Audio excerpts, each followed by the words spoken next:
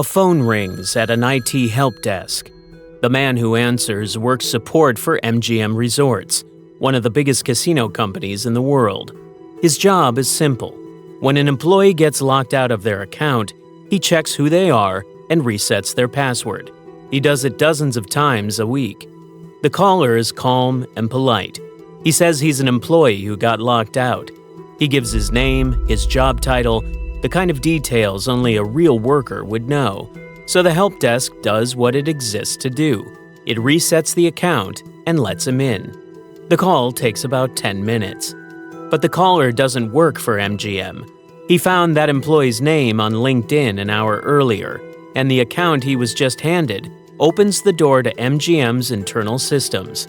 The slot machines, the hotel key cards, the reservation software, everything that keeps the company running. A few hours later, it all starts going down. Slot machines freeze, room keys stop working, guests can't check in. Across the Las Vegas Strip, MGM grinds to a halt.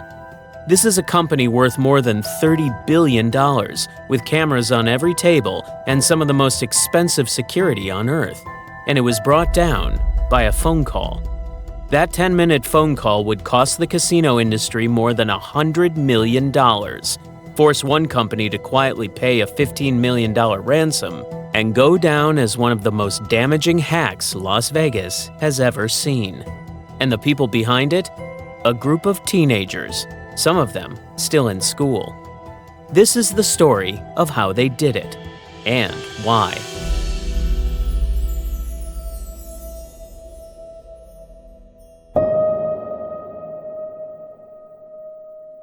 To understand how a phone call brought down a $30 billion company, you first have to understand the one weakness that every fortress in the world shares. You can build the thickest walls imaginable. You can put a camera on every corner and the best digital locks money can buy on every door. MGM had all of that. But behind the walls and the cameras and the locks, there are still people. People who answer phones. People whose entire job is to be helpful. And people, it turns out, are the easiest thing in the whole building to break. The hackers understood this better than anyone, so they didn't go after the walls. They went after the people. And they did it in stages, each one simple on its own, and terrifying when you put them together. It started with homework. Before anyone picked up a phone, they went looking for a name. Not a secret name, a public one. They opened LinkedIn, a website where millions of professionals proudly post exactly where they work and what they do. Within minutes, they had what they needed: a real MGM employee, their job title, the little details that only a genuine colleague would know. Just like that, they had a costume. They could now pretend to be someone who belonged. Then came the call, and this is the part that should make you sit up. They phoned MGM's IT help desk, the internal team whose job it is to fix things when an employee gets locked out. The hacker on the line said he was that employee. He'd forgotten his password, he just needed it reset. He was calm, he was friendly, he knew his fake identity inside out. And the person on the other end did what help desk workers are trained above all else to do. They helped. They reset the account. That was it. No virus, no hacking the way the movies show it, with green code racing down a black screen.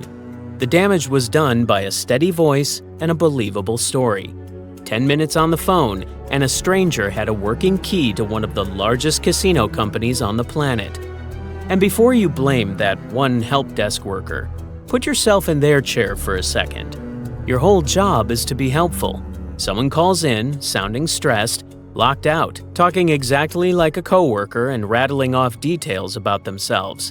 You've taken 100 calls just like it that week. Turning around and saying, "No, prove to me you really are who you say," to a colleague who just wants to get back to work, feels rude, almost paranoid. The hackers weren't exploiting a hole in a computer, they were exploiting basic human decency, the instinct to trust and to help. And that's exactly what makes this so hard to stop. You can fix software. You can't fix human nature. If you're wondering whether MGM was just careless, whether this was some freak one-in-a-million slip, here's the uncomfortable truth. It wasn't. The help desk has been a soft spot for years. A major video game company got hit almost the same way back in 2021, talked into handling over-access by someone who simply sounded like they belonged. And just months before the casino attack, the security company whose login system the hackers exploited had actually sent out a warning that this precise trick was going around. The warning went out. The phone calls kept working anyway. That's the part that should worry you. This isn't a glitch in one company. It's a crack running through nearly all of them. Now, here's where you might be thinking, hang on, don't these companies have more than just a password? And they do. Most big companies have a second lock, the same one your bank uses. You type your password, and then a code gets sent to your phone to prove it's really you. It's the safety net that's supposed to stop exactly this kind of attack. The hackers had an answer for that, too, and it has a name: the SIM swap. Stay with me because it's simpler than it sounds. Your phone number isn't really glued to your phone. It's tied to the tiny chip inside it, and the phone company can move your number to a different chip whenever they choose to. So the hackers call up the phone company, pretend to be the victim, and ask to move that number onto a phone they control. If it works, every text meant for the victim, including those safety codes, now lands in the hacker's hand instead. The lock is still on the door. They've just quietly made themselves a copy of the key. And if even that failed, they had one last trick, and it might be the most human of all. They'd simply annoy you into giving up. Every time someone tries to log into a protected account, the real owner's phone buzzes, asking them to tap Approve. So the hackers would trigger that notification again and again. Buzz, buzz, buzz, deep into the night, until some exhausted employee, half asleep and desperate for it to stop, finally tapped Approve. That's the entire attack. They didn't beat the security, they wore down the person guarding it. So, now, picture it. They're in. They're holding the keys to a casino empire. What do they actually do with it? At first, almost nothing you'd notice. They crept through the network quietly, the way a burglar moves through a house while the family sleeps upstairs. They looked around. They mapped the systems. They copied files. By their own count, around 6 terabytes of company data, quietly carried out the back door while no one was watching. But on the second day, MGM's security team spotted something wrong. Strange activity, logins that didn't add up. The company started slamming systems shut to lock the intruders out, and brought in outside experts to help fight them off. And to the hackers, that felt like a door being slammed in their face mid-conversation. So they stopped being polite. They reached for the nuclear option: ransomware. If you've never heard the term, the idea is brutally simple. Ransomware is a program that locks up a company's computers, scrambling all the files so nobody can open them, and then flashes a message: pay us, or you'll never get your systems back. The hackers didn't even build it themselves. They borrowed it from a separate, more experienced criminal crew operating out of the Russian-speaking corner of the internet. Together, they fired it into more than 100 of the servers running MGM's operations and froze them solid. And that is the moment the lights went out across the Strip. Picture what it actually looked like. Out front, the Bellagio's famous fountains still danced on schedule, perfectly normal. Inside, one of the most modern resorts on Earth had been thrown back to the 1970s. Guests who'd already paid for their rooms stood in lines that wouldn't move, holding phones that couldn't open their doors. Gamblers stared at slot machines frozen mid-screen. Restaurants couldn't take a credit card. Staff were writing reservations down on paper and counting cash by hand. The hotels were still open, but the machine inside them was dead. And every single hour it stayed dead, MGM was losing somewhere around $8 million. So here's where the story splits in two, because MGM wasn't the only target. Days earlier, the same kind of attack had hit its biggest rival, Caesars Entertainment, and the two companies made opposite choices. Caesars paid. The hackers had demanded $30 million. Caesars haggled them down and wired around $15 million to make the nightmare disappear. And even then, the personal information of a huge number of its customers had already been stolen. MGM refused to pay a cent. It gritted its teeth and rode the attack out with its systems down for about 10 days. The cost of that decision? Roughly $100 million in lost business and cleanup. One company paid the ransom. One didn't. Both got burned. And paying is never the easy escape it sounds like. The FBI and security experts beg companies not to do it for one simple reason. There's nothing on earth forcing a criminal to keep their word. You can wire $15 million to a hacker and then just have to trust them to delete your stolen files and not come knocking again next month. Caesars took that gamble anyway, because every hour offline was bleeding it dry. MGM bet the opposite way, that handing over the money would only paint a bigger target on its back. There was no clean choice, only two bad ones. Which brings us to the question everyone asked once the dust settled. Who on earth would even do this? And the answer is the strangest part of the whole story. They weren't masterminds in a high-tech lair. They were teenagers and young men in their early 20s scattered across the United States and Britain, most of whom had never met in person. They knew each other only from the internet, from a loose, sprawling online underworld that goes by the name the Comm. The Comm isn't a gang in the way you'd imagine one.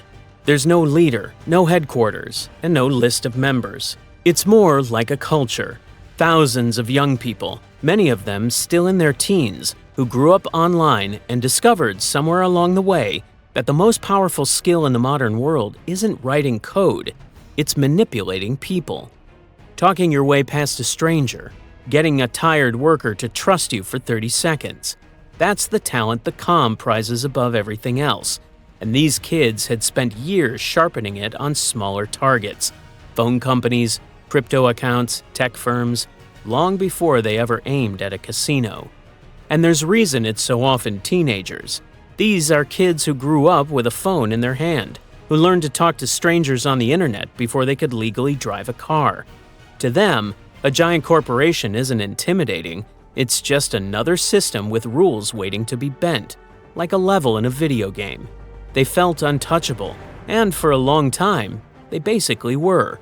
Hiding behind a nickname, sitting thousands of miles away, with their money locked up in untraceable cryptocurrency, they were convinced nothing could ever reach them. Consequences were something that happened to other people. So why the casinos? Money, obviously. But money wasn't the whole story, and this is where it gets interesting. In that world, pulling off something huge and public is about status. It's a trophy. Beating the most secure industry on Earth and watching the whole world report on it. That's a kind of fame you can't buy. There may have even been a grudge involved. The hackers themselves claimed they had targeted MGM partly out of revenge, saying the casino had caught them once before trying to rig its slot machines. True or not, it tells you how they saw the whole thing. To them, the casino wasn't just a payday. It was a game they were determined to win. But here's the part the headlines mostly skipped, and it's important because it stops you from romanticizing these kids. The Comm is not a club of harmless pranksters. Underneath the hacking is a world that turns violent fast. When one member is rumored to be sitting on a fortune in cryptocurrency, rivals don't try to hack him. They find out where he lives, and they send people to the door. One young member was kidnapped and beaten, held with guns to his head, and he was forced to record a video begging his own friends for a $200,000 ransom. Another had his home invaded by a rival crew who reportedly threatened to burn him with a blowtorch until he handed over his crypto. Behind the clever phone calls is real-world fear, extortion, and worse. So, how do you catch people like this? That turned out to be its own enormous problem. There was no single hideout to raid. No one country to corner them in. They were ghosts, scattered across the world, hiding behind nicknames. But they had one weakness, and the authorities figured it out. These kids loved to spend. Private jets, five-star hotels, expensive holidays paid for with stolen crypto. And that appetite is exactly what gave them away. The trick became to catch them the moment they traveled. In the summer of 2024, the young man investigators believed was the group's leader, a 22-year-old from Scotland, reportedly sitting on Bitcoin worth around $27 million, was arrested in Spain as he tried to board a flight to Italy. Police grabbed his laptop and his phone right there at the airport. One by one, others followed. A teenager in England, a string of arrests across the United States and Britain, and as recently as 2026, a 19-year-old caught at an airport in Finland as he tried to fly to Tokyo, accused of running his very first attack when he was just 16. The strategy was deliberate. Arrest them abroad, far from home, where the protections are weaker and the prison sentences run long. And what unsettled people most, as the names finally came out, was how ordinary these kids turned out to be. Not hardened criminals, not foreign spies, boys with bedrooms in quiet suburbs who had turned a laptop and a gift for talking into millions of dollars and a dead stop on the most famous casino strip on earth. Some were still in school. The youngest one dragged into the MGM case was just 17 years old. And the sentences did come. One of the ringleaders was handed 10 years in federal prison and ordered to pay back $13 million. The alleged boss pleaded guilty and now faces the possibility of more than 2 decades behind bars. The MGM eventually paid out $45 million to settle lawsuits from customers whose data had been exposed and poured tens of millions more into rebuilding the very defenses a phone call had strolled straight through. You'd think that would be the end of it, the crew that broke Vegas, broken and returned. But it isn't, and that's the unsettling note this story ends on. Because the Comm was never one group you could arrest into oblivion. It was a way of doing things. Catch one ringleader, and another kid steps into the gap, often using the very same attack to build his own reputation. The network didn't die. It regrouped, teamed up with other crews, and kept right on going, hitting airlines, banks, major retailers, even entire city transport systems, one famous name after another. In the months and years that followed the casinos, the same fingerprints kept turning up behind some of the biggest hacks in the world. A wave of data thefts from companies that stored their information in the cloud. Then, an airline. Then, a household name British retailer, forced to switch off its online orders for weeks. Then, a famous car maker. The 2 casinos, it turned out, weren't the grand finale. They were just the moment the world started paying attention. So, let's go back to where we started, because when you really sit with it, what happened here is almost hard to believe. Las Vegas is built on the idea of total control. Every card and chip is tracked. A whole city engineered to make sure the house always knows more than you do. MGM and Caesars spent fortunes on that control. Cameras, firewalls, the most advanced security money can buy. And all of it was beaten by a kid on a phone. A calm, ordinary voice asking a stranger to reset a password. With just a name pulled off the internet, 10 minutes of conversation, and the oldest trick in the book.